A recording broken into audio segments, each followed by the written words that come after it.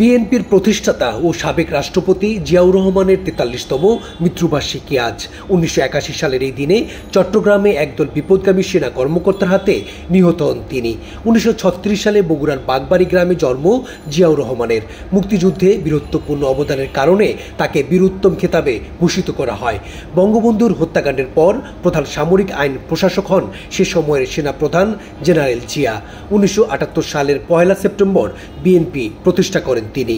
রাষ্ট্রপতি থাকার সময় মাত্র ৪৫ বছর বয়সে সেনাবাহিনীর বিপদগামী সদস্যদের হাতে প্রাণ হারান তিনি।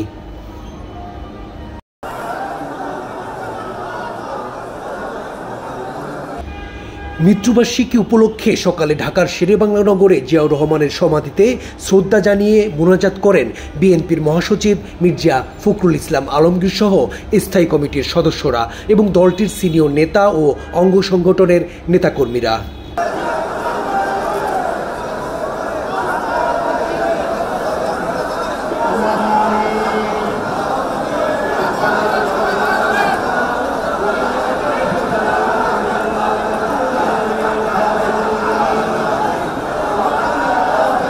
এ সময় বাংলাদেশকে সেবা দাস রাষ্ট্রে পরিণত করার জন্যই জিয়াউর রহমানের মতো জাতীয়তাবাদী নেতাকে হত্যা করা হয়েছে বলে মন্তব্য করেন বিএনপির মহাসচিব মির্জা ফখরুল ইসলাম আলমগীর। আজকে বাংলাদেশে গণতন্ত্র সম্পূর্ণভাবে নির্বাসিত, একদলীয় শাসন ব্যবস্থা প্রতিষ্ঠার জন্য আজকেই শাসক গোষ্ঠী আওয়ামী লীগ তারা বিভিন্ন রকম কলা কৌশল করে জনগণের ভোটের অধিকার হরণ করে নিয়ে তারা আজকে ক্ষমতাকে দখল করে আছে এবং একদলীয় শাসন ব্যবস্থা প্রবর্তন করতে চাচ্ছে ভিন্ন পদ্ধতি।